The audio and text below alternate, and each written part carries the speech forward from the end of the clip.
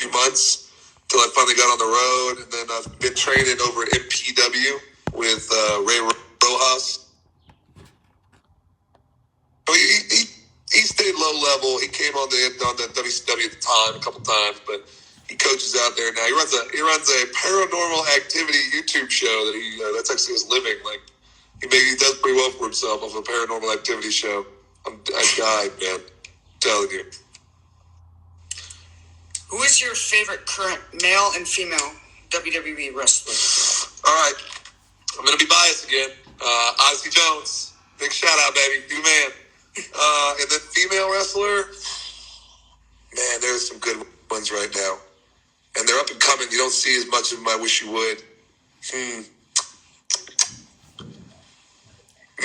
I would say it's Indi Hartwell. Just because, like, I know how hard that girl's worked. I've watched her. I've been fortunate enough to, like, be there from close to the beginning of watching her in that phase. She started wrestling way back when, but in that phase of her life, and like, it's been really cool to see her develop. But also, I think Shotzi. I think they underutilized Shotzi.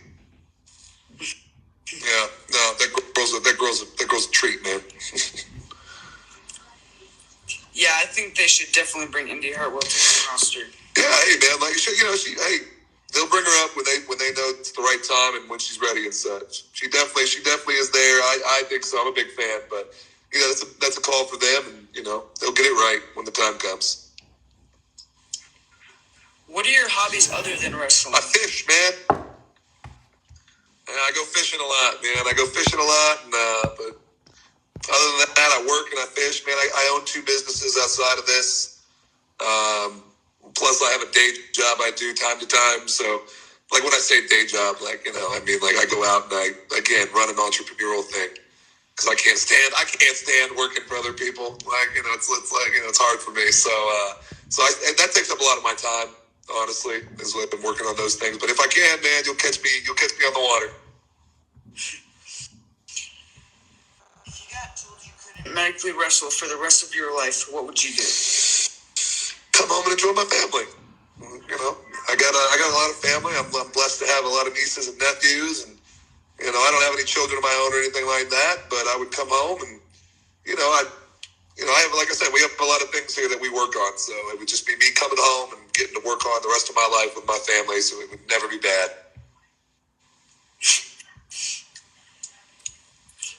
What is the worst you have got injured in a match? Worst I ever got injured in a match. Man, I was at the USA Pro Show down in Florida once upon a time. And I had a match there, and I won't say which opponent, but they just gave me a spear that rocked my socks off, man. Just took me out of my socks. I remember standing up and I'm being like, oh, I can't really move my arm that well. What is the longest you have had to stay out of action? The longest I ever had to stay out of action, I was working with the Harlem Globetrotters, and I tore my calf. And I just remember jumping up in the air, nothing crazy, just jumped up, little hop. I remember feeling like I've been bit by a horse and a donkey a couple times in my life. And it's not very pleasant, but it really felt like a donkey because they got those certain teeth. It really felt like a horse or something reached out and bit my calf. When I came down, and I'm just starting to limp off the floor, and I just couldn't really move my leg from the calf down too well. If you could do any signature from any wrestler, what signature would it be? The last rod. Because, God, that looks good. Yeah. Would you rather wrestle Taz, DDP, or Blue Meanie? DDP, man. DDP for sure, because, Taz seems cool and all, but, you want to learn from these guys when you do these matches with them. When you have matches with some of these, really, Hall of Fame level guys and older guys. When you're learning from people, you want to make sure that you're learning from people who have a genuine interest in teaching you. Not just there's a level of this business where you go with some of these guys and the old timers. They don't want you there, and they could be that way. So I just get the feeling that, like, watching him and watching the way he's worked with people, that he would be somebody that you go have the match with and really learn from afterwards. How many matches did you have in WWE before you got released? So, production-wise, behind closed doors, because I didn't get to have any matches on TV. Production-wise, I probably had, 50 to 100 matches with them.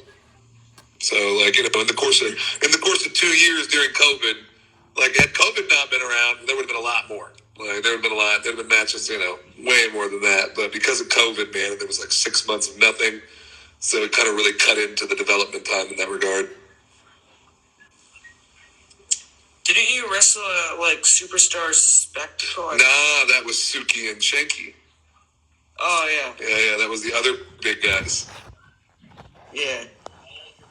I thought you, teamed up with them or something. Nah, that was Shanky, Suki, and Lakshmi with Ricochet and... I can't remember the other guy. I can't remember, Drew McIntyre or somebody. Yeah. Have you ever got embarrassed at a wrestling show? No, not like what you think, man. When you get into this and you do this enough, regardless of what industry you're in, if you're in show business, you will learn the show goes on, and you just got to keep it professional. So, even if you're feeling it, man, bury it down. Keep doing what you got to do. So, if you had one last match, who would it be against? One last match. I'm going Osho again, man. I'm being biased here all day. I'm going Osho. Isaac Jones. If you've been watching wrestling, what has been your reaction to this whole bloodline thing that's been going on? I'm sorry, repeat yourself. What has been your reaction to this whole bloodline storyline? Best storyline they've done in decades. Sami Zayn, Paul Heyman, Roman Reigns, they're all just doing their job so well and so beautifully. And, for me, I would tell people, if you haven't watched wrestling in a long time, now's the time to watch, because there's arguably the best storyline they've had in 20 years going on, and it is good. It is the quality of the product right now is good. If you could call anyone a brother and sister in wrestling, who would you call that? Odyssey Jones and Zion Quinn, and Jesse Elaban. I'm really a big fan of Jesse's.